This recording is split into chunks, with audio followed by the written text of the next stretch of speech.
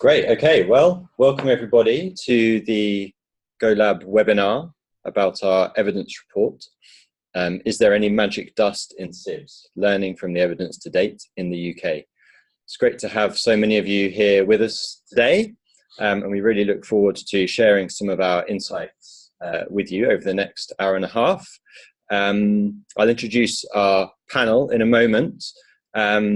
Please do participate. This is a webinar. We will be doing all the talking, but we would love to hear your questions and have the opportunity to respond to those. So please do start asking questions. We've already collected many of your questions on the sign up, so we will look forward to answering them later in the session. My name is Nigel Ball. I'm the Deputy Director here at the GoLab and Head of Commissioning Support. I'll tell you a bit about our speakers and then I'll tell you a bit about the GoLab. So we're also joined by Mara, who's our director here at the GoLab. Mara is an economist by background, a health economist specifically, and has done a lot of work with the health systems here in England and also in Italy, as well as a lot of work with other health systems in Canada and also some other departments here in England. We've also got Val here to my left. Welcome, Val. Val heads up the Centre for Social Impact Bonds within the Department for Digital Culture, Media and Sport here in the UK government. And prior to that, she was at the Ministry for Housing, Communities and Local Government, working on homelessness policy. And she led the delivery and implementation of the Homelessness Reduction Act there. Val has quite a bit of experience actually setting up and overseeing SIB programs, social impact bond programs, from her time at MHCLG. And prior to that, Val was involved in homelessness charities, so also has that on the ground experience. And then finally, Rob Pollock. Welcome, Rob. So Rob is a director at Social Finance, where he leads the organisation's work on social impact bonds and public service reform. And prior to joining Social Finance, Rob was a senior civil servant within the Treasury, and also did a lot of work on public service reform, also from within Ministry for Housing, Communities and Local Government. So welcome to all of you. Thank you. Looking forward to having your insights. So for those of you that don't know much about the GoLab, we're a centre of excellence within Oxford University for the thinking and practice of outcomes-based commissioning. So we have quite a broad remit. Our specific interest at the moment, the bulk of our work is around social impact bonds, where we are really seeking to build up a greater evidence base behind the use of this tool, focusing not just on the UK experience, but on the international experience as well, though the UK is a leader in the implementation of social impact bonds globally. So there's an awful lot to learn from this country.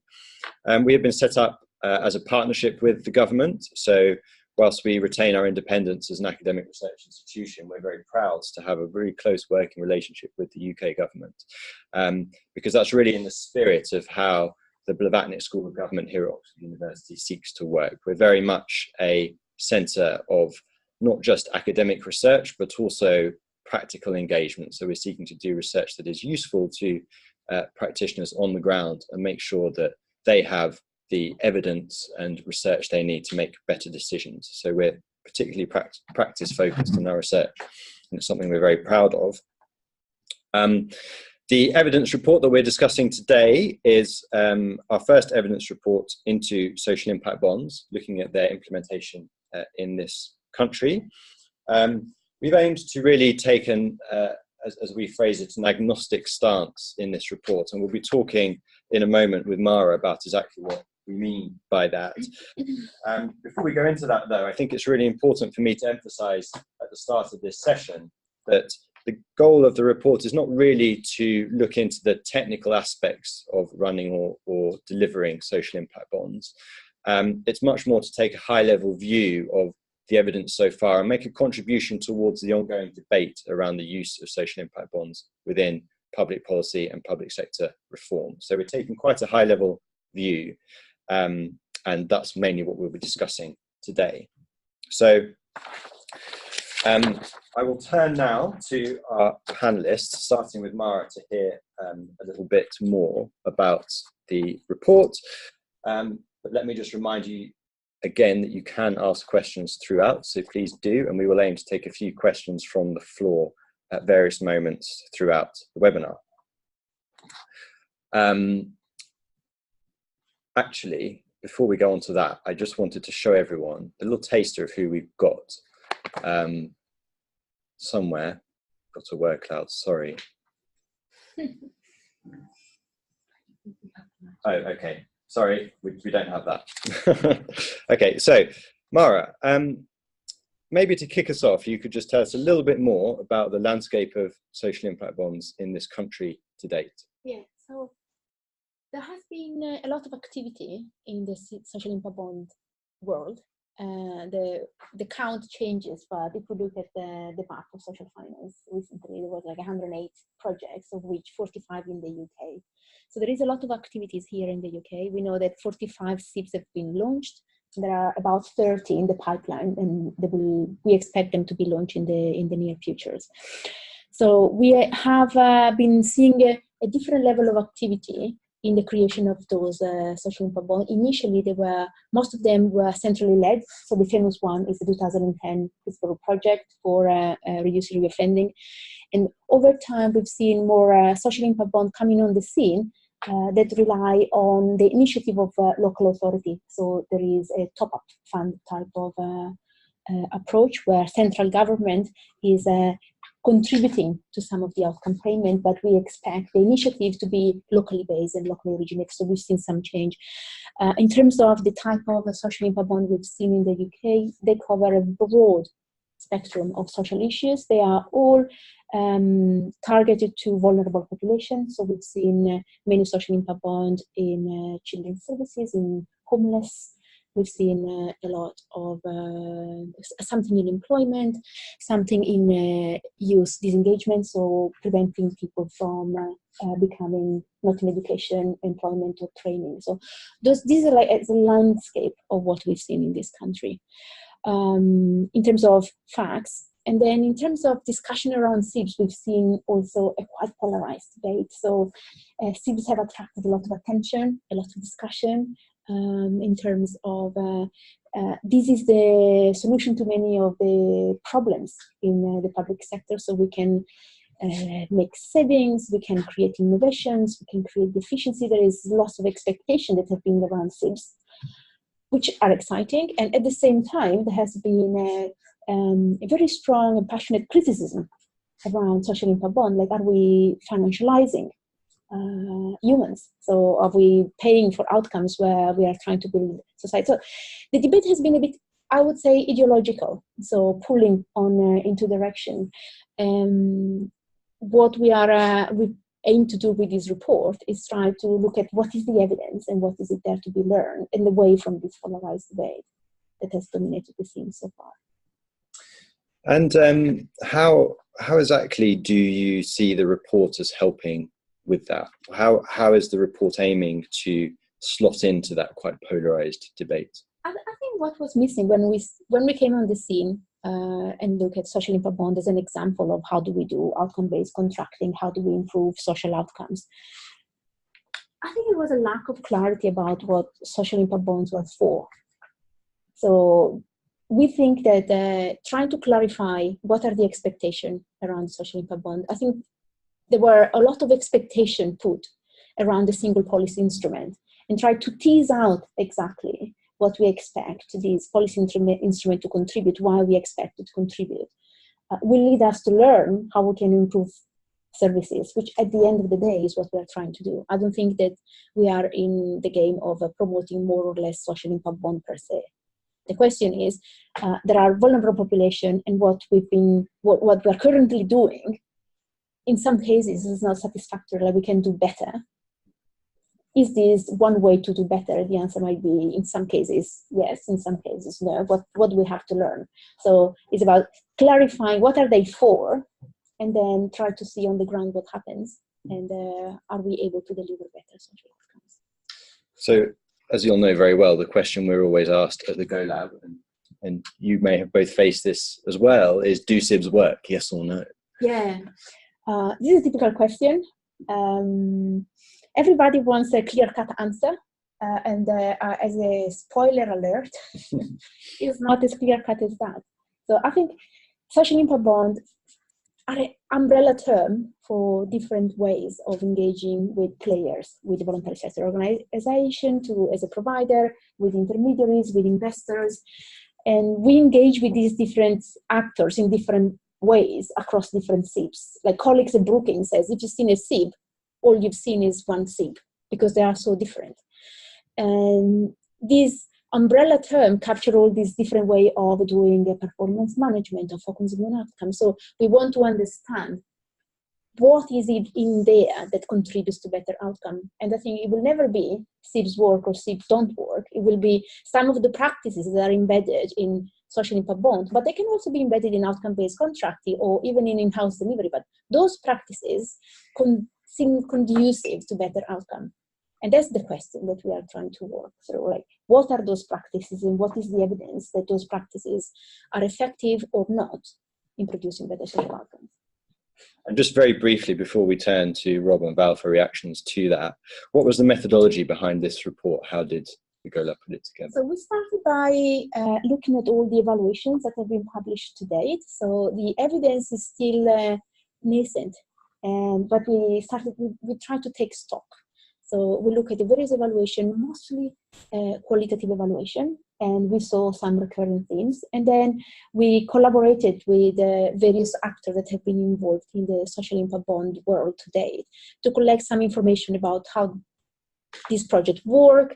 And in the appendix of the report, for instance, we share what are the payable outcomes for various projects, and online we put project by project the information that is currently in the public domain to create this know-how. And by looking at project by project, we were able to see the variation across the different SIBs and try to articulate, this seems to be the rationale why SIBs have been proposed. And so we try to answer the question, what are they for? By looking at why people propose them in the first place and what they're trying to do. And then we looked also the variation, how they are designed as is an umbrella term, what are the different shades of experimentation that are out there, and that poses some hypotheses of what is it that we can learn. So we try to share with the community of practitioners and researchers out there.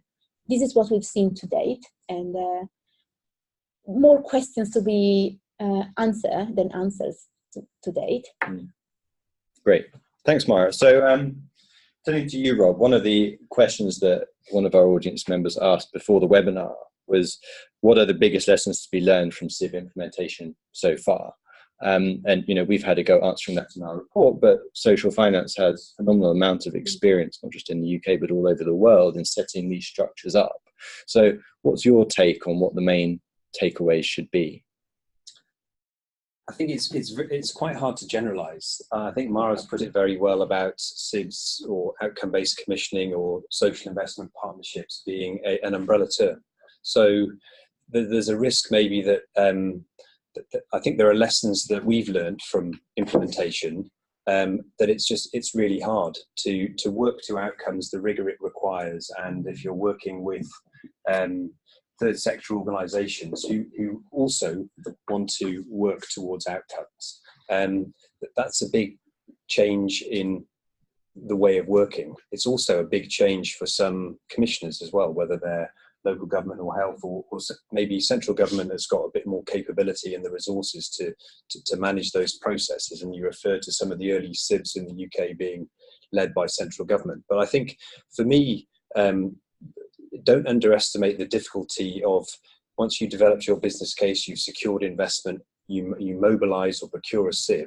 Actually, the challenges generally are in the first 6 to 12 months when you're working in a very new way.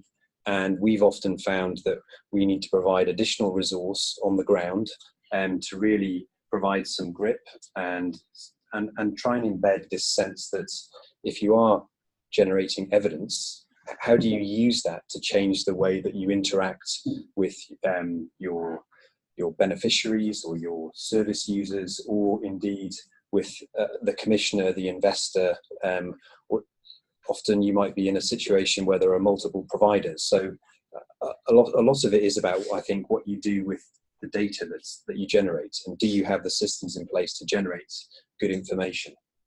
Indeed. And it also points to a criticism that's often made of SIBs, which is that they're very costly, they're very expensive, they cost more to to develop, they cost more even sometimes to deliver. You know, that's something that is raised against SIBs. To what degree do you think that's just a symptom of the fact that, as you say, they're a very new way of doing things, and we're kind of still getting our head around how to do it? Ideally, as a taxpayer, I would want to know that, and I get it now on my annual tax bill, where all my money has been spent.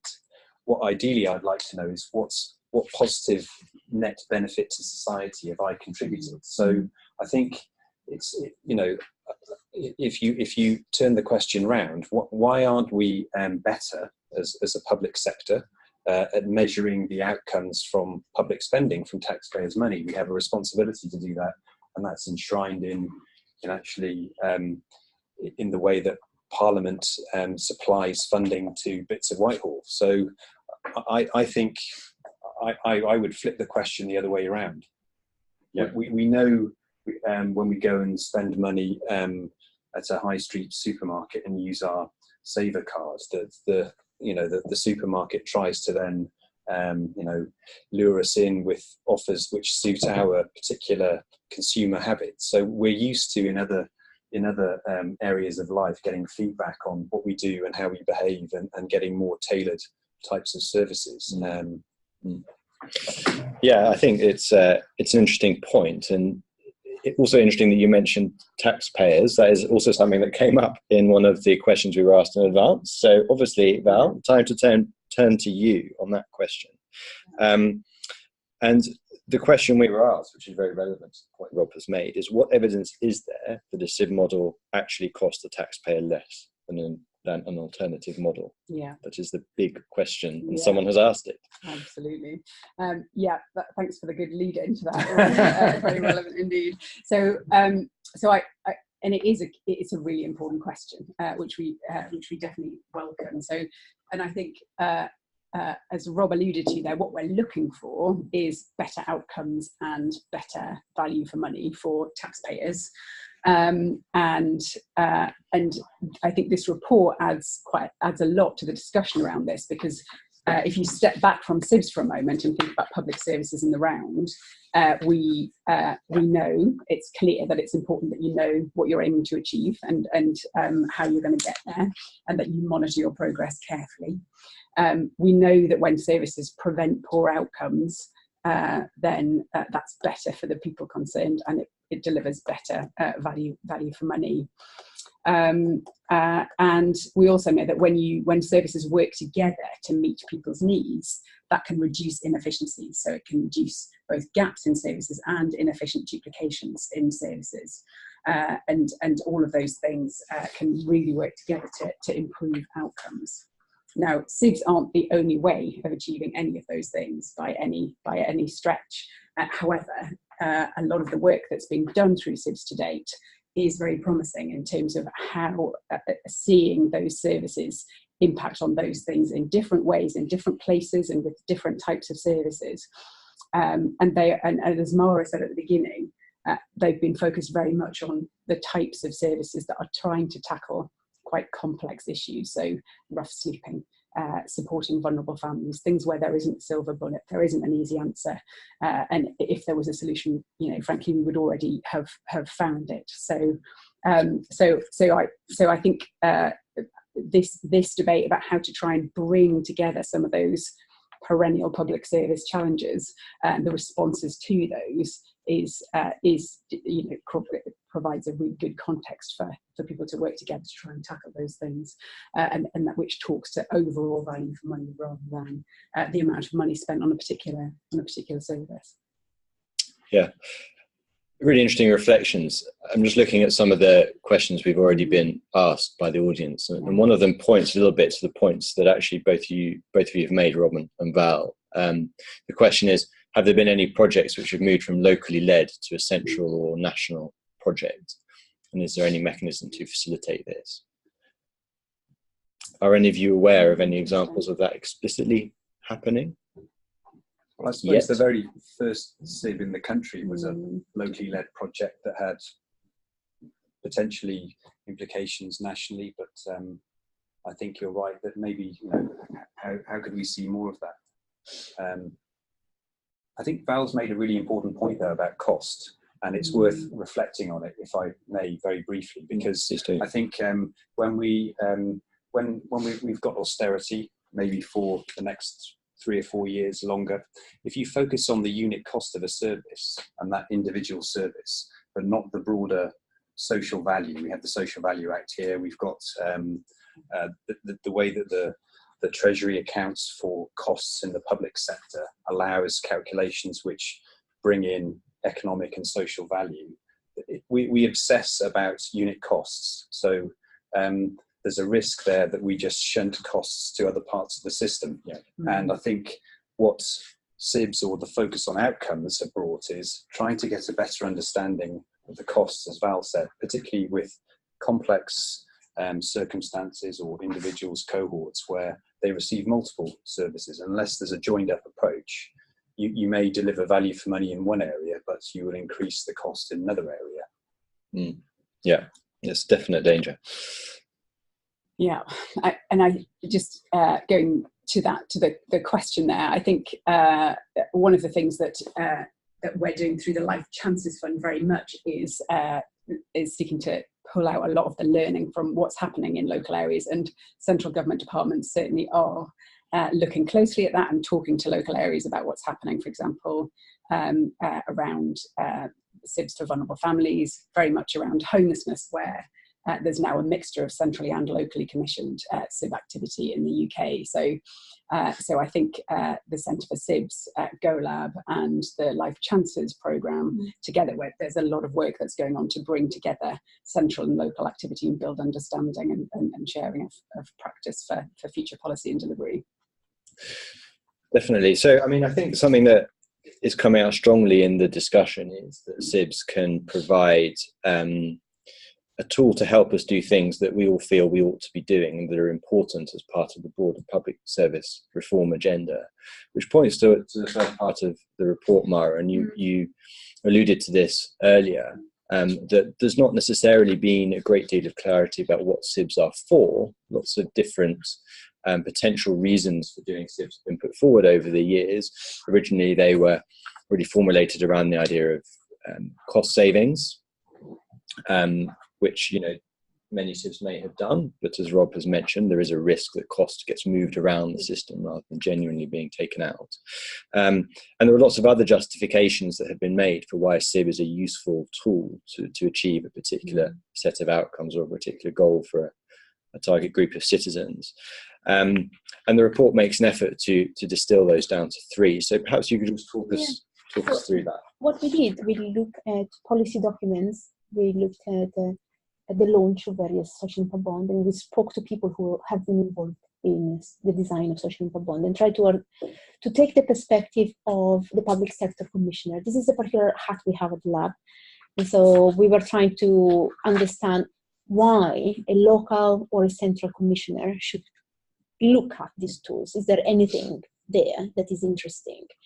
And the work is not to say that this is what social impact bonds do, but this is what is a potential, and hence for us is an interesting question to see the extent to which a tool like social impact bond lives up to this potential. And the potential that we identified along 3 different, we call them columns. So those are issues in public service delivery and public sector reform in general. So we find, especially for complex problems, that you need to work across different agencies, both in terms of different providers of services and different commissioning agencies. And coordinating different agencies working together is really challenging. And it seems that the expectation of people engaging with social impact bond is, oh, maybe this is a tool because we are working all around an outcome. And if we want to see the outcome being realized, we need to have this level of coordination. So is a social impact bond a tool to align the incentive? This is a hypothesis that is worth testing for these complex social problems. Another potential is to help look in the longer term. So especially at the local level, even central level in government to an extent, there is this pressure of financial balance on year on year. And many of these problems require a long-term approach. And this idea of can we invest to save has always been something that is like an aspiration, but then practically it's very, very difficult to realize. And in fact, many of the preventative services are called the Cinderella services, that when there is little money around, those are the ones that we can cut, because responding to a crisis is a moral imperative. We need to respond to crisis. But if we do that, then we are basically not leaving ourselves resources to prevent crisis to arise in the first place. So another potential is having access to location capital to have a double running of the budget. So is it possible for commissioner to tap into initial investment by social investor to try to reduce the size of the problem, and at the same time with current resources deal with crisis? Again, an hypothesis that is something that we need to keep an eye on. Is it working? Do we have this patient capital? Do we see this invest to save taking place? If not, why not? And another hypothesis that we found is the innovation. SIBs as a tool for innovation was in the initial rhetoric, what social impact bonds are for. And when we actually looked into the innovation, we discovered that innovation may mean many, many different things. And in fact, the expectation that we are trying new solutions and then, let's reduce the risk of the public sector in trying intervention that have no proof, and we have an investor to take that risk. This is not the way we've seen them operating on the ground. So we have seen social impact bond used in areas where usually there is some proof of concept of an intervention, and investors and other players do some due diligence in terms of it is likely that this intervention will produce the outcomes and will generate the payments. Otherwise, an investor would be quite, it's too risky and it will cost too much to collect that capital. But the great innovation that we've seen is in the implementation. So although maybe there is evidence that this intervention is effective, we don't see much of it happening, or it doesn't happen as not at the same level of fidelity. And so we've seen change in management practices, and the innovation that you see might be as much in how you implement something than on what you actually do.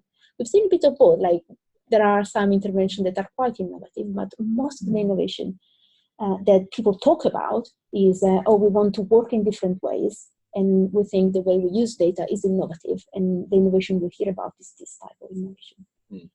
Great, thanks very much. Val, you've worked in homelessness policy for a long time, both on the government side and on the provider side in a charity. So you're quite uniquely positioned, I think, to speak from both perspectives on that particular issue. Does this resonate with you, this idea that SIBs can be a catalyst for collaboration, prevention and innovation? Yeah, I think it does. So my kind of recent experience of SIB development and delivery was a program called the Fair Chance Fund, which is a homelessness SIB that was focused on particularly vulnerable young people, so 18 to 25-year-olds who are homeless, out of learning and work, and had a range of other needs. And there was a lot of learning in that process. But in terms of those three aspects that Mara's just outlined, I think so this was a centrally commissioned SIB. The government commissioned it, and local authorities supported those SIBs in each area. What we saw in the local areas through the Fair Chance Fund, generally speaking, was a huge shift towards collaboration around the individual young people. So on that delivery level, this was a client group who had historically fallen through a lot of gaps. They may have lived in supported accommodation, been evicted, spent a while sofa surfing and being homeless, may have come back into the system. A lot of the young people had burned all their bridges in the local area, so they couldn't get accommodation because they couldn't get a decent reference. The risk levels around their behaviour and history was so high. So for most of the young people that came into the programme, that was their experience of services. And one of the biggest things that happened here, as I say, was that people stuck with those individual young people because they were the cohort on the SIB, and worked together to really try to identify and help young people respond to the range of issues in their lives. So that felt very powerful, and that was both around collaboration and being able to take a longer term view with those young people. So getting that group and working with them in a sustained way.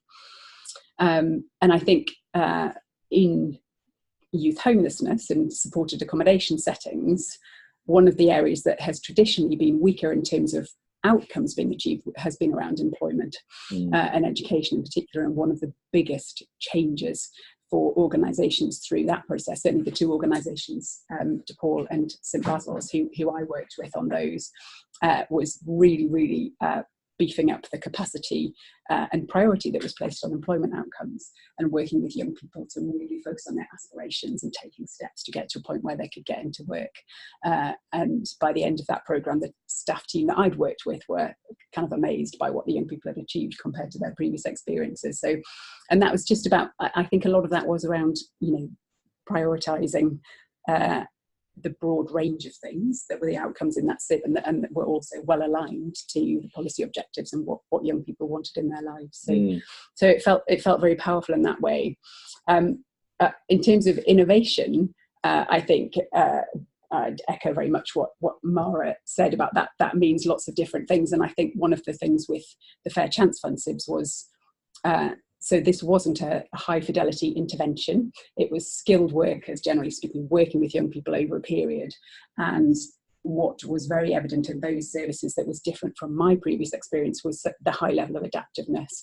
So, really active action learning during the course of the programme because of much better use of data and a much deeper kind of understanding of what was happening across the cohort, as well as with individual young people, and therefore being able to target and make decisions about different ways of doing things and shifts in how resources should be invested. And in terms of prevention, it's interesting. Again, it's quite an underserved group in some ways because of the way the homelessness legislation was at that time, and for a range of reasons. And the data and counterfactual isn't very strong on youth homelessness, but certainly experience would indicate that there was a lot of young people who would have ended up on the streets or would have been on and off the streets didn't end up sleeping rough during the course of those programs. But that is, that's kind of an experience from the staff and the young people working in the services and stakeholders. And we won't know if that's a statistical finding across the program because of the nature of the evaluation format. Right. But yeah, so all of those things do resonate quite strongly through that particular program. Yeah, I mean, I think it's exciting that we are seeing the potential for social impact bonds to meet some of these perennial challenges in public services, which anyone will recognise. I think a key question probably that everyone's asking is, well, what's so special about SIBs that might enable that? And that's something that we'll come on to in a minute, because I think Mara, the report, does touch on that question. But I think we have to turn to you, Rob, because you've got phenomenal amounts of experience in public service reform generally in your career to date. So you presumably will really recognise the challenges that Mara has outlined. Do you believe that SIBs can provide the sort of systems transformation perhaps that's needed to overcome those challenges? I'm personally, I'm not sure. I think whole system transformation needs to be most likely driven by a lot of local commissioners and with the support of central government. I think there's components of developing and implementing a SIB. I think you find in lots of the public service reform agenda already, and the collaboration prevention and the double running costs, the space for innovation. I think there's a lot already that was tried, whether it's been total place or whole place, to try and institute some of these reforms. What's really tricky though in the public sector is getting different organisations to sustain that collaboration in a formal way over the long term, particularly with these very challenging cohorts. So maybe one of not the benefits, but if it's the right tool to solve the problem, then a SIB might be a good way, where there's a very defined cohort, and rather than collaboration at the level of leadership or in a strategic plan, turn it into a contractual obligation backed by funding. So a lot of my previous work was trying to align different local and national funding pots around areas of highest need, where there was a clear failure because individuals required multiple services and the services weren't that joined up. So I think maybe in a microcosm, an individual SIB can do some of this stuff. But I think it would be really hard for to expect SIBs to deliver systemic reform. I think that through the learning and the practical doing, I think from what I pick up from Val, she's got far more of that delivery experience on the front line. I think that's the really useful learning. If you can take that and then mainstream it somehow in your own organisation, and that surely is the benefit. There's one SIB that we've worked on, which is more of a partnership in Worcestershire, but the outcome payers are the local health sector and the local authority. I think, hopefully by going through this experimental process, they would develop the confidence to maybe jointly invest in a particular problem in future. Whereas at the moment, there is a process, the STP is the Sustainable Transformation Plan process, but I think that's about aligning money or making joint decisions. There's a lot of bureaucracy generally around some of those decisions. Some people do it really well, some people less so. But actually to put your own funding at risk for a joint problem, you have to be quite brave to do that. And maybe a SIB can create the space to test that. And then once you've got the confidence that you can do it, you probably don't need an investor then. You've got the capability internally to execute it yourself. Yeah, it's very interesting. I think this idea that SIBs are a means of experimentation or testing a new approach is a really important point, and it's certainly something that we talk quite a lot about in the report, particularly around how we can really make the most of SIBs for that learning opportunity, if indeed they are such a useful tool for experimentation. So we'll come back to that point later on. But let's just pause for a moment and take some questions from the floor. One that has been up on the screen for a while was about service users in SIBs and how service users might be involved in the design and delivery of SIBs. And it's an interesting question because many of you will know we had an international conference on social impact bonds here at the Go Lab last week, and this was one of the major topics that was discussed quite a bit. Val, you mentioned in your examples of the homelessness SIBs that actually one of the things the SIBs seem to be helping with is actually bringing services around individual service users. Perhaps just tell us a little bit more about how that worked and whether those service users were perhaps more engaged, empowered, had a greater voice in the delivery. Yeah. So I think my first reflection on this question is that service users' voice in services is extremely important, and it's done across a big range of very well to very badly across a lot of public service. So I think it's a real question for the public sector as a whole, and there are a range of initiatives across public service delivery to try and really boost that and design resources in the way that they can follow individuals. And I think probably across kind of payment by results more broadly, and SIBs in particular, similarly, there's quite a range. So the Fair Chance Fund example, again, young people were consulted on the design of that and on the identification of the outcomes for the programme overall by DCLG, as it was at the time. And then because the services themselves were very focused around individual young people and planning alongside those young people to identify what their path should be towards the outcomes that they were aiming for, I would say that users had a very strong voice in that. And if you read the first evaluation report from the Fair Chance Fund, that comes through quite strongly from the young people's testimonies. But that's not necessarily because it was a SIB. That was about the way that service was designed and the way that it was delivered.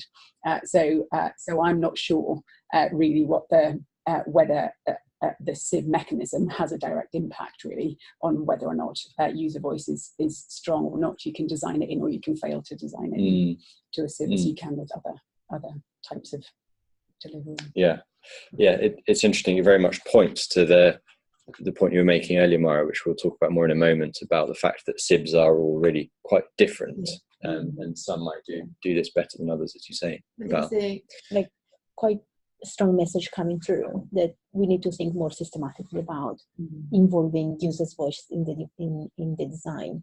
It's not a problem that is specific to social impact bond. It's a problem on how do we design services that are responsive to need.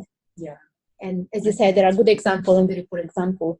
But I think we are missing a trick if we don't spend some time in terms of, through this new experimentation, one of the big questions was voice made salient. So did we consult people when we designed things? Did we consult people about how we were meeting their needs? How we learned something at the end? And I think we need to really think systematically on how we build in this feedback from the user, because at the end of the day, it's not about creating a financial instrument. At the end of the day is, are we meeting the need of these people? And they know more than we do. Yeah, great. We've got several questions about the evidence and learning around SIBs. So I'm going to pause those and come back to them later, because we're going to talk much more about the evidence and learning around SIBs and the agenda around that and the direction we each think it needs to go in. So noted those questions and we'll come back to them. There's also one about the civil society strategy. So perhaps if we've got time later on, Val, we can talk to you a little bit more about civil society strategy and how the themes of that link towards social impact bonds. But I think before we go on to those questions, let's go on and talk a little bit more about this point that SIBs are all different, because it sounds like a bit of a cop-out, to be honest. SIBs are all so different that we can't say anything useful about any of them. They're not even a thing, really. And is that what we're saying, Mara? Is this just a cop-out? Once you approach social impact bond at the beginning, I'm sure everybody went through this process, and there is this social impact bond 101. And there is this model, is a win-win-win solution. You have this focus on outcomes, and hence, unless you deliver better services, nobody pays, and it's good value for our taxpayer, and the investor will take all the risk. And so it's what's not to be liked? But then when you look closely, the concept of SIB is very, we say it's stretchy. So there are variation on these models. So there is this textbook example, but what you see in practice, there are changes. And we, by collecting the evidence that we could collect on all the social impact bond in the UK, we identified 4 dimensions in which they vary. So we see that although the claims that we pay for outcomes, some of the payments are not just for outcomes. So some contracts have clearly components that is a fee for service, or some of the outcomes are really proxy outcomes. So the fact that somebody completes a program, it's questionable if that's really an outcome. So the fact that you engage somebody, they come on the program and they finish it. In part, it might be an achievement. Those are difficult to reach population, and the fact that they engage with the program, it's an achievement, but it's not the final outcome that you want. So there is a variation on what are we considering as final outcome on which we pay. We've seen changes in how strong the performance management is handled. So some are quite loose and some are really, really strict in the use of data. We've seen variation in the nature of capital. Some would argue that unless it's 100% paid by a social investor, it's not a social impact bond. But we've seen mixed approach where you have a bit of a loan and you have a bit of own reserves of the provider organization. They believe in what they're doing, so they can put money at risk. And we also seen a difference in the nature of the provider organization. So in some cases, it's the small voluntary sector organization.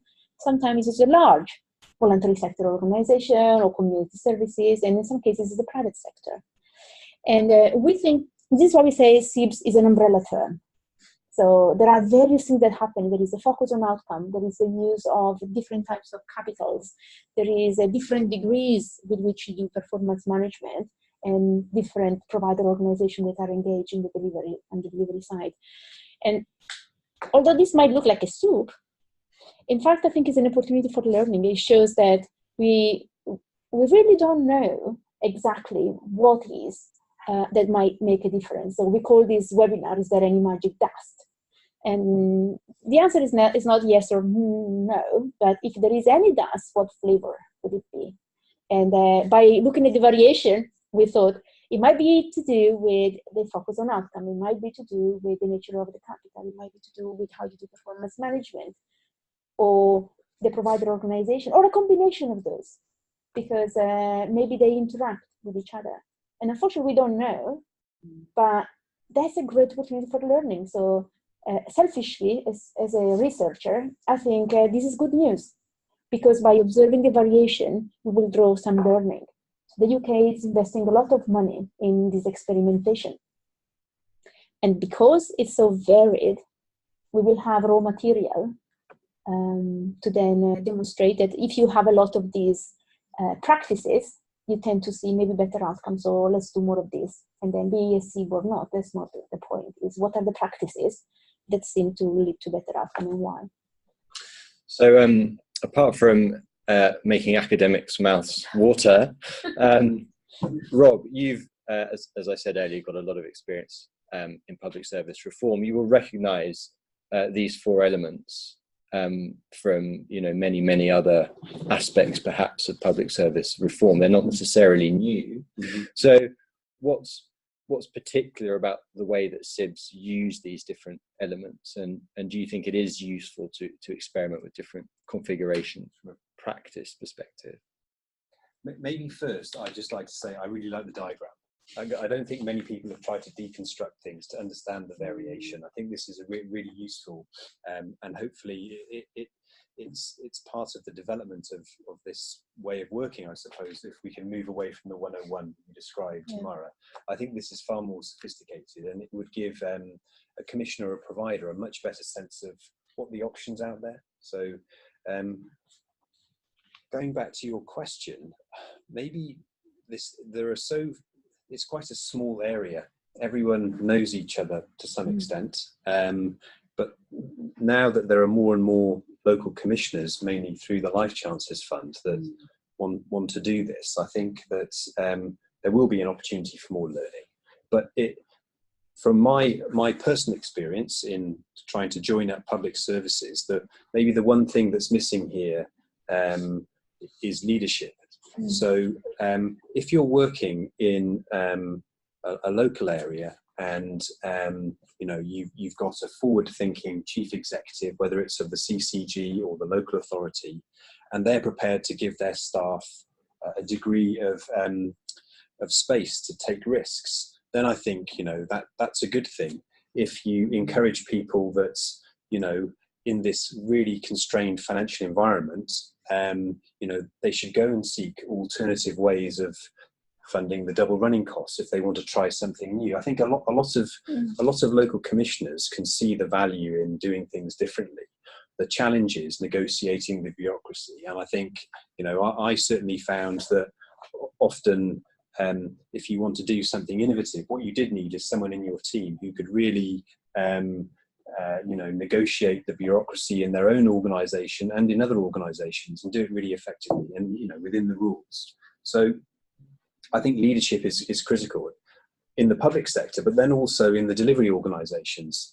And then there's something about collaborative leadership, the extent to which the investor, the provider, or collaboration, or a consortium of providers and the public sector entities involved, to what extent can they share a common vision for what they want to see change, and can they work towards that? And probably everyone's going to give up a bit of sovereignty to some extent, and that seems to me a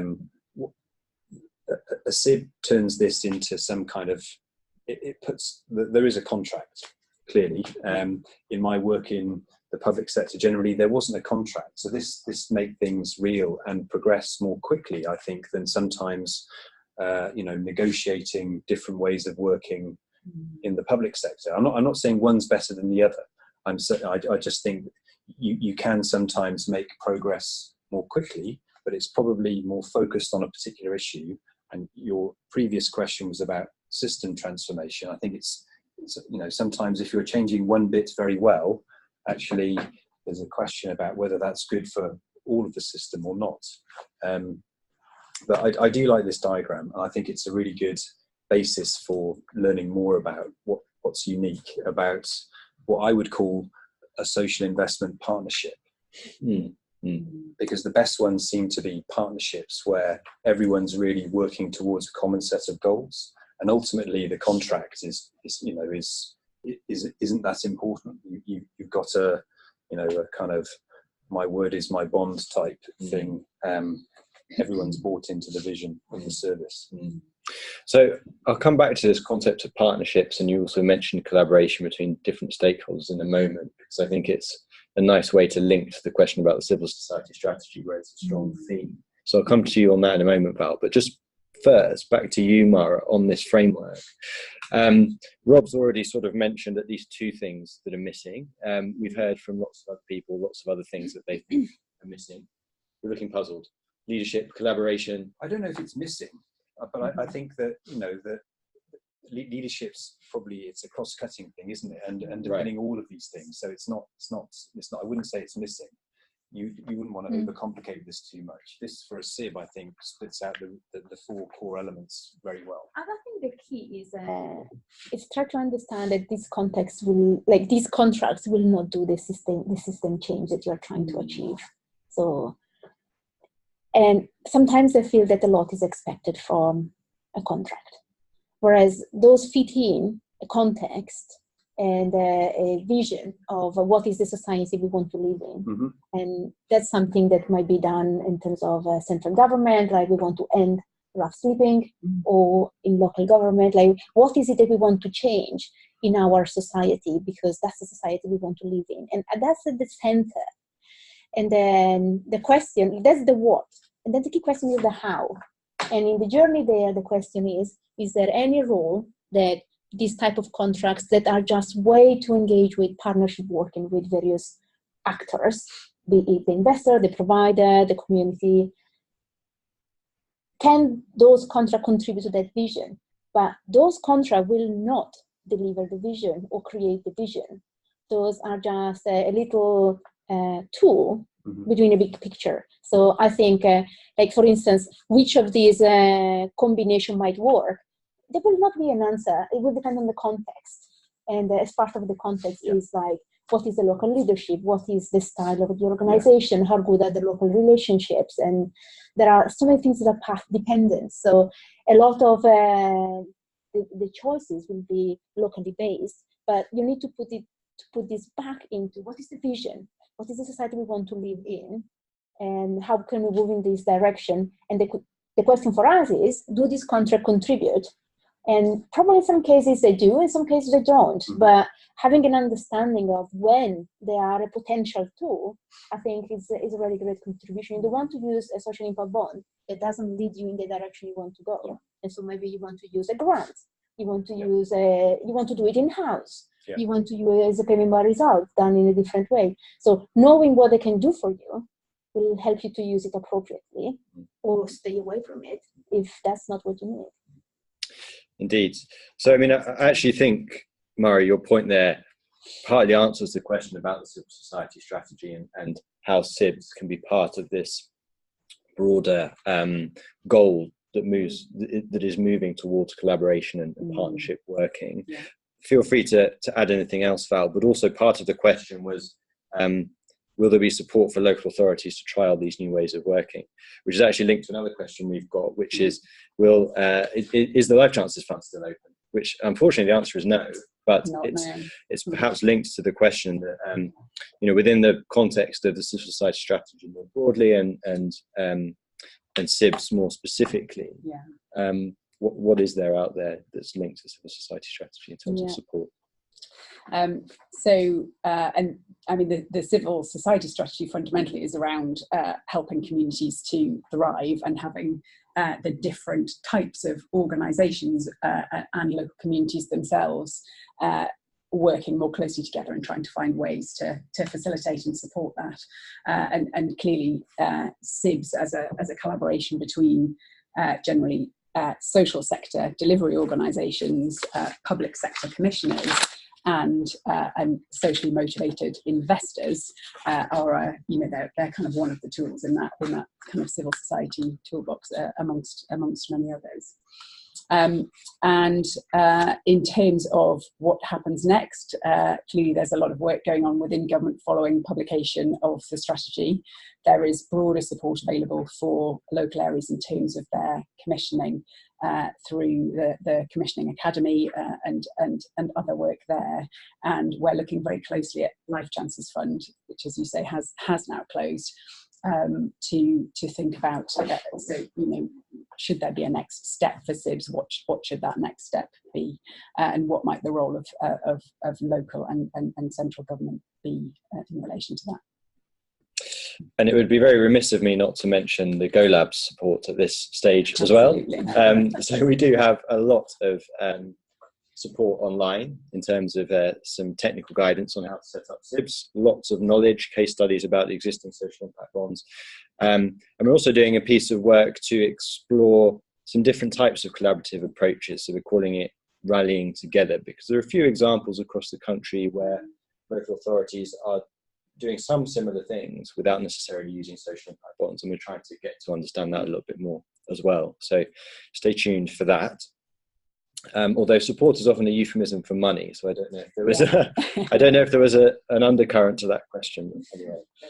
Anyway, okay, great. So let's move on to this question of evidence, and where are SIBs going next, and how can we make sure that the evidence and learning that we've all talked about a lot is really harnessed, if indeed SIBs are this very valuable tool for experimentation. And I think to kick us off, Mara, can you just explain a little bit about what some of the challenges or limitations were in terms of compiling our report around the evidence that exists so far? I think the main challenge is around transparency. And there are commercial sensitivity in sharing some of the information that needs to be understood. There are also some political sensitivities. Sharing an example of a project that has not delivered as initially anticipated might be seen as politically embarrassing and so damaging the reputation. So a lot of the challenges were, can we share this information? So what were the actual target outcomes, how much of it was achieved? And people were reluctant of like, will this be published online and can we revise it? So having a culture of being transparent about this data, I think is the main barriers that we are encountering. But if we really want to make the best of the opportunity and the learning, and we would like to create capacity in local government about how to do things better, and how can we leverage different actors in society, or when we want to do things in-house. In order to create that learning, I think a greater level of transparency of data would really, really help. So how do we do it? How do we create this culture of learning?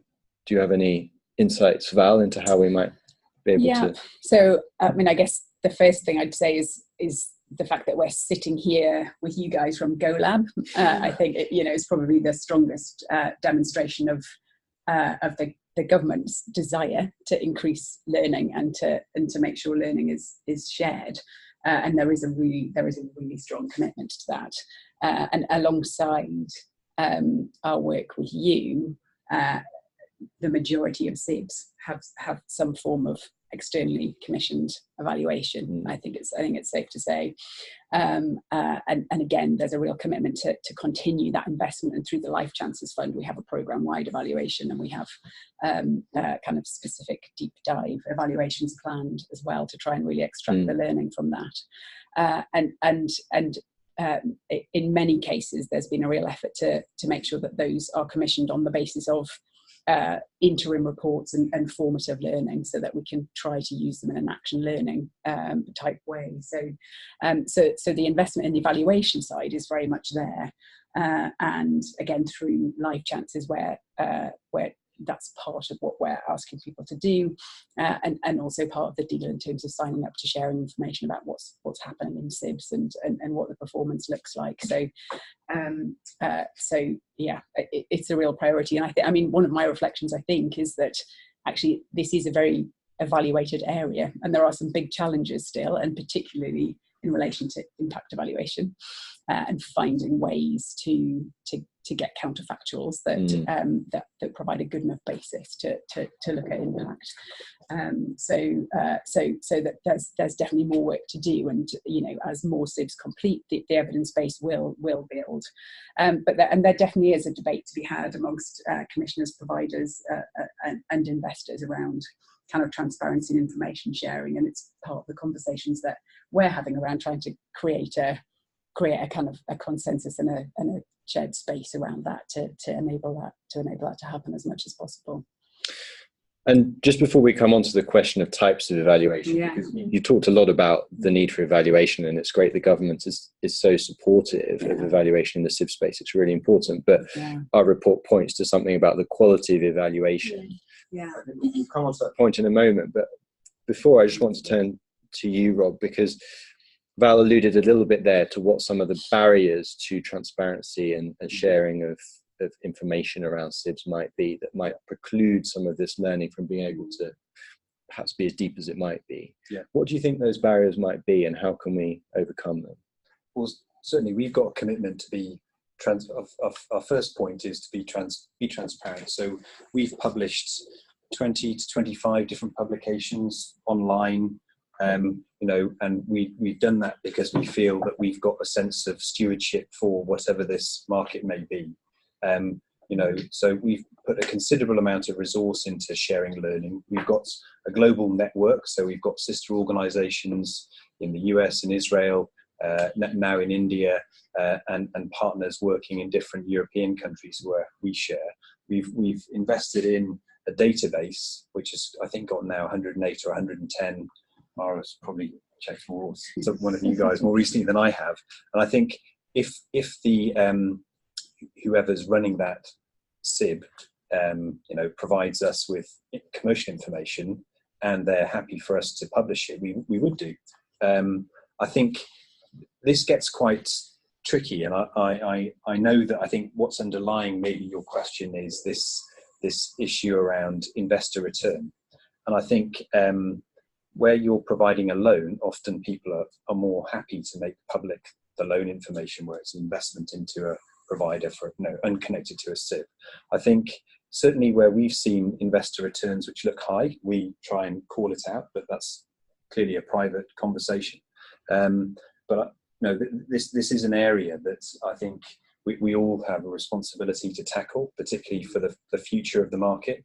And it's one of those things that instinctively, if you're in the public sector or you're a politician, why would you want people making large returns off the back of potentially vulnerable and marginalized groups of people and communities? That doesn't seem fair. That's not the spirit of why people, I think, enter into this type of work. I think they do it because they care about making a difference. They may be from the private sector, they may be from a foundation, but we've all got an interest, I think, in, Mara says, a stake in the future and the nature of our society and what we want it to look like. Yeah. And I mean, there's a question just come up actually, which is related to the point you're making, Rob. So I don't know whether you've got anything to add. Is there a potential conflict of interest, asked the questioner, between simultaneously fostering a culture of learning and transparency whilst being rewarded for outcomes? I think you've actually partly answered that already in terms of the commercial sensitivities that may exist in some of these contracts, but the ultimate motivation being to see better outcomes being achieved. Well, we also, SIBs aren't the only thing we do, but certainly we've got the University of Bristol, the LSE, evaluating one SIB, one non-SIB. So I don't think it's this isn't a question about SIBs. It's about getting independent validation of what you've done. And I think that if you're prepared to stand by what you've done, you should be subject to, external evaluation. I do agree with Val, though, that for the amount of public spending in this space, including government top-ups and maybe local commissioner funding, we've created an industry around evaluation, where if you look at the amount of public spending overall in the NHS, you would probably say, we might be spending billions of pounds on evaluation, but that's not an issue. So I think you need to get the right balance. In the US, they've done a lot of randomized control trials. Now that's becoming more of a challenge. Maybe here we're doing a program at the moment where DWP insisted for a randomized control trial. It will take longer to get the evidence, but if it's a decision about public spending, then it's right. The government should feel, it's got the evidence to justify committing what could be significant resources. Okay, well, let's talk a bit more then about the evaluation and the types of evaluation we think are needed, because obviously it does come with a resource implication. Mara, talk a bit more about what the limitations of evaluations have been to date and what sort of evaluations might be useful in the future. Many of the evaluations we've seen have been very qualitative. So those are comments of people and the perception of those people and what has worked and hasn't, that are very helpful. But in terms of having robust evidence of what really made a difference are insufficient. Like, you can build a body of evidence, and so one way to go about this is to build a body of qualitative evidence. But what really would make a very strong case is trying to see how a similar intervention delivered with a SIB or without a SIB has played out. And there are very few such opportunities, and I think we need to take advantage of those. One of the challenge, at least in the UK, in part, we have, compared to the US, less of a culture of going through randomized control trial. And so in part, it's path dependence. In the UK, we do a little bit less of those, well, significantly less. But also there is a matter of size. So those contracts in the UK, because the geography on which the service operates, tend to be quite small in size. And so you need to think, how much are you willing to spend on an evaluation? So on a very large national program, you can think about a good randomized control trial, quasi-experimental approach. And it's justified because it's a reasonable proportion of the program cost. But if you have a small program that is like under 2 million, spending a lot in the evaluation poses some difficult decisions of this is money that you can spend on frontline services, and I sympathize with people on the ground thinking, is it appropriate to spend £200,000 on an evaluation, given the size? This is a $500,000 program. So there is a size. There's also a question of scale when interventions are for vulnerable population and the number are quite small. To do a randomized control trial, you need big samples. But when the opportunity arises, we need to size the opportunity. At the moment, the large evaluation that we've seen in this country have focused on the intervention. Take Pittsburgh, for instance. The evaluation was done to assess if the intervention produced outcomes over and above what would have happened without the intervention. And they said, yes, it was successful, and it delivered, but it didn't say the SIB mechanism contributed to the result. So we might have seen a similar intervention provided in-house or through a more traditional payment by result to be as effective. So the question of, did the SIB financing mechanism made a difference to the social outcome because of the focus on outcome, because of the performance management? That's something that we haven't answered, I think, satisfactorily with a large quasi-experimental approach. So we need to size the opportunity when they arise. Okay. So to summarize, really what you're saying is there's two levels here. There's the intervention itself, the actual delivery, the service that we're running, and is that working? And then there's this potentially quite complicated way we funded it through a social impact bond, and is that also helping to get better outcomes? You can think about, I'm delivering this intervention and is effective in terms of improving people's life. Can I deliver the same intervention with a grant? It might be even better than we've seen in a SIB. Like, we can't answer the question. So there are two levels. Like, on the intervention, it's a good intervention. And then the fact that it was a SIB, did it make any difference? And that's a question that we can't answer, I suppose, as well. Going back, though, to the Peterborough points, one kind of something maybe to consider in posing that question. I don't think that Peterborough wouldn't have happened. You know, it wouldn't have happened unless there were a way for investors, philanthropists to feel that they could back something that actually the idea of focusing on short-term sentence prisoners and reducing levels of reoffending has been around for a really, really long time. But no one really had the wherewithal, to really try and tackle it. And so the money wasn't coming from government, but there were lots of organisations that had an interest in that group. And I think this way of joining them up was ultimately some kind of investment partnership. So sometimes things wouldn't have happened unless explicitly because the funding didn't come from government. No, it's a fair point. And although randomized control trials sit at the top of this hierarchy of evidence, not all questions can be answered with a randomized control trial. No. So if a social impact bond creates the space for these innovative or people coming together and try something new and design something new, that's not something that you answer with a randomized control trial. So there are some of the questions, and I can think of some of the edge of care interventions that are available, like multisystemic therapies, a high fidelity intervention.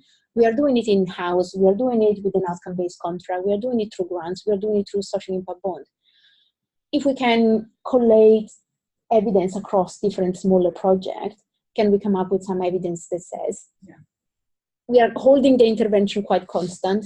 Can we see the impact of a social impact bond? So that can be answered with a quasi-experimental approach, but your question can't be answered. No, but also going back to your point about transparency, to do that, I think you would find some SIBs who would provide you the information to do that. The question is, could you get a commissioner or director of children's services to provide you performance data on their in-house MST service? Because I've seen that in some instances. And so being able to compare for just caseloads, for example, so or engagement or success. Even the cost, like one of the challenges is costing your in-house, because many of the overheads are spread across different services. So whereas in a contract you have a cost that is well defined, although how it goes into developments is but I would well. Going back to the question about transparency, I think yes, SIBs should be more transparent. Then the question is actually, should the rest of the public sector be more transparent? Absolutely. I totally agree. Absolutely. Because then I think you could compare those things quite easily. Well, I think, sorry, just on the, and Mara, I agree with you that, if you have a high fidelity intervention, then you're more likely to be able to make comparisons and identify what these different mechanisms might do. But it gets more complex where you actually have a less highly defined service.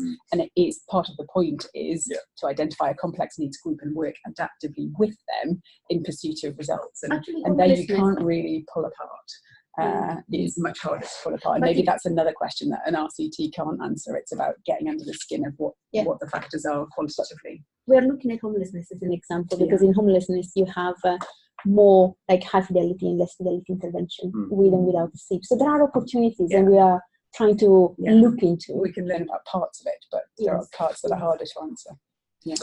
Just another thing to perhaps tease out, I think, for the benefit of the audience here before we go back to a few questions, is this idea that we sort of touched on but not really explored, that SIBs have an inbuilt evaluation element to them anyway, and you sort of alluded to it a little bit, Rob, and I think you have, Val.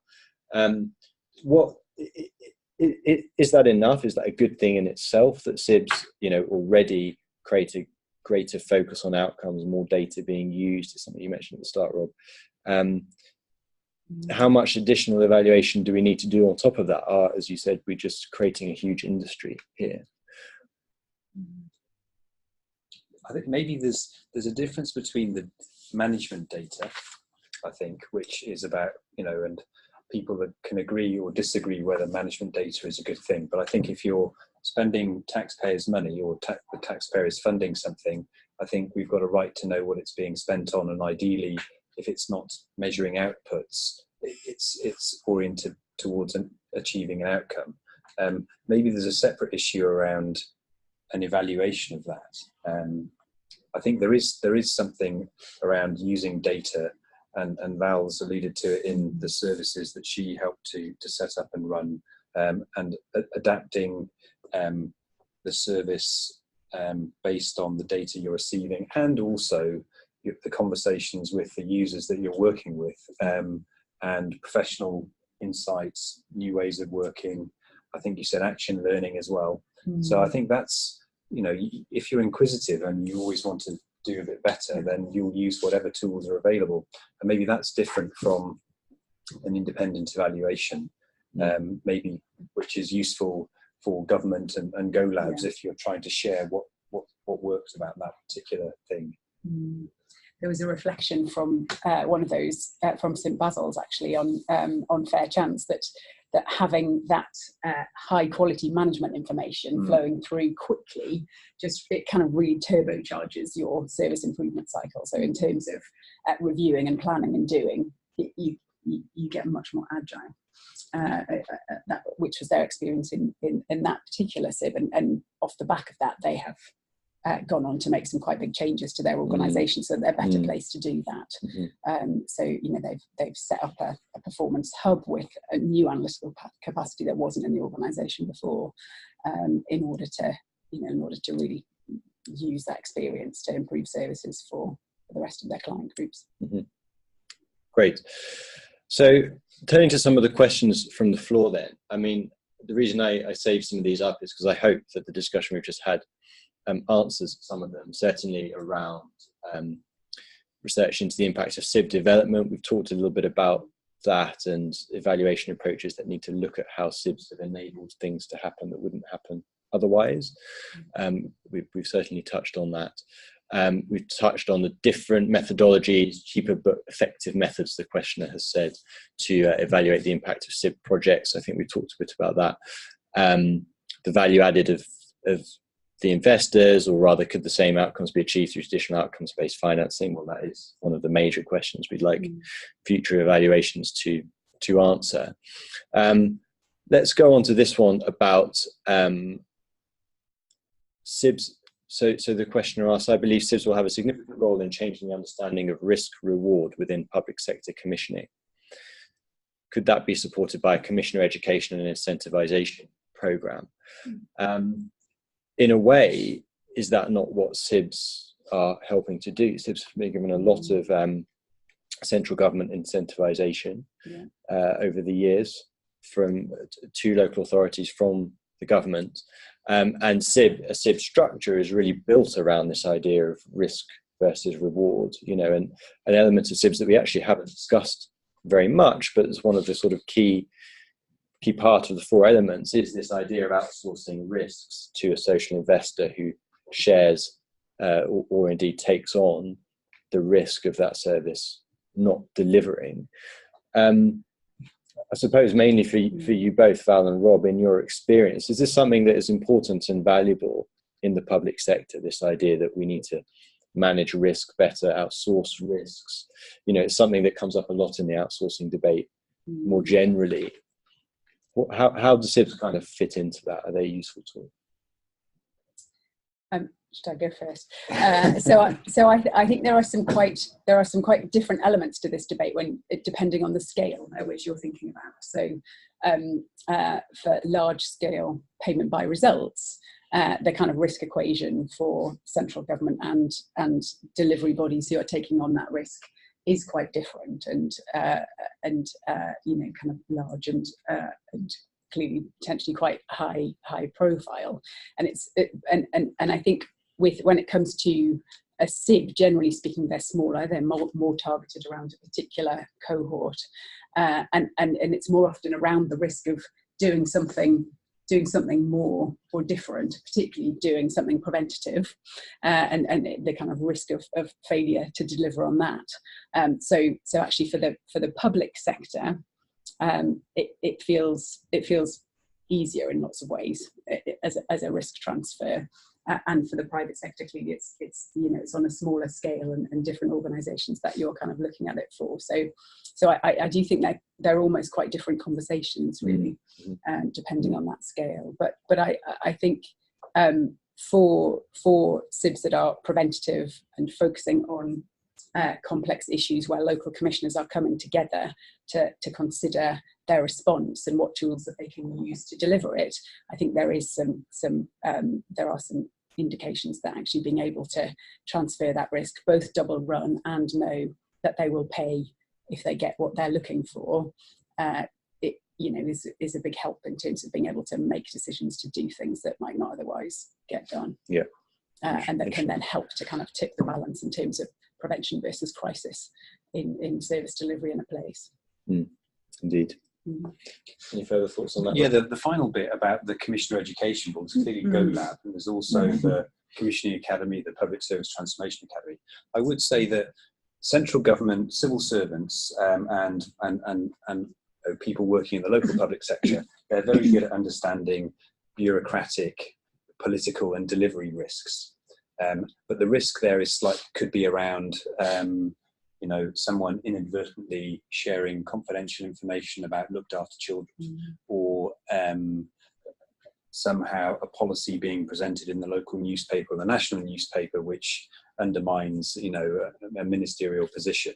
I think we're getting better in the public sector at being more commercial, but I think that's definitely a skill. I think the questioner Graham is suggesting that if you were better at calibrating that in the way that you commission, that's just a general benefit. You don't necessarily need a SIB to do that, but I think it's a really good suggestion.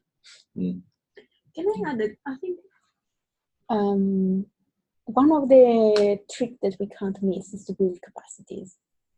So I think the experimentation that is happening will be a missed opportunity unless we build capacity in the public sector. So there is a civic core there, and there are lots of experimentation, but what will stick is have we learned how we deliver public services better?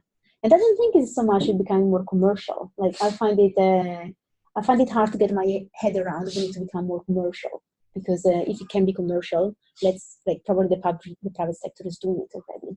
So the fact that we have the public sector there is that it can't be too commercial, because sometimes you serve population that it doesn't pay back. You just do it because it's the right thing to do. And so sometimes it's not about becoming commercial, but in terms of what are the needs, how do we meet those needs? And at the end of all this experimentation, do people know better, and where can they go to gather that information? So I think a lot of the know-how, like social finance is developing a lot of know-how. Like you are on the ground, you develop this project. Are people in local authority there learning alongside? Will they use this learning then in other projects that they're doing? So if they learn some good ways to do performance management, that doesn't have a trickle-down effect, and they will do better performance management all around, because I've seen that works. And I think this is the bet that we need to live up to, that there is this learning, and we haven't still squared where you go to get that learning. You don't get really certified to be a good commissioner, and being a commissioner is something you learn on the ground. And there are colleagues in Birmingham who have a master's degree, but it's not institutionalized. You don't need to do that master's degree. Whereas if you work in finance, there is clear certification in order to, you are a financial service authority, and you need to be able to demonstrate some skills. Do we know what are the skills of a good commissioner? And so I think the opportunity here is, can we articulate them openly? And can we put people on a journey to be better at those skills? Because we thought those are the key skills to deliver on meeting needs. Great. I mean, I think there's a lot of investment from a range of organisations in supporting commissioners and building skills, and for example, the local government association, and other organisations that are really there to support public service commissioners. So there's quite an interesting range there. And coming back to thinking about SIBs and commissioning, it does feel like actually doing a SIB generates a lot of learning that often sticks with people. And one of the things that I've been quite struck with is that actually both commissioners and providers who have participated in one SIB quite often then go on to do more, or if they've been involved kind of from the side, they'll quite often go and do another thing, for example. So there was a SIB, a youth SIB in Sheffield that was through the DWP programme, the Youth Engagement Fund, and now Sheffield are really kind of seizing that and developing a multi-agency outcomes fund. And looking at 5 different SIBs to kind of develop within that, and there's a provider within that who is kind of taking that stuff forward. So it is so they're kind of doing by learning. I think it gets easier second time round, but also just things like doing the business casing, experiencing that very active kind of project management. Some of those things are things that actually they stick when you've done them and felt the value of them, and it's quite hard to learn them in other ways, if that makes sense.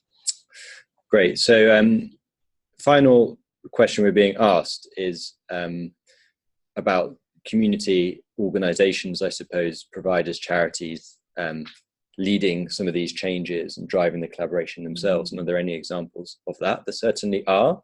In fact, the SIB that I helped set up before I joined the Go Lab, West London Zone, is one such example of that. So we were an independent charitable organisation, and we brought several commissioners together around a particular cohort of young people. So it can be done. You just mentioned Val in Sheffield as a provider that's very much part of the conversation there. There are lots of other examples coming through the Life Chances Fund of where providers are in the lead. So that's right. So yes, I think, and indeed, I mentioned earlier our rallying together work, and we're seeing there as well that sometimes commissioners are sparking these collaborations, and sometimes they're coming from outside initially and bringing commissioners in on the journey along the way. So it certainly can be done, and there are lots of examples of where it has.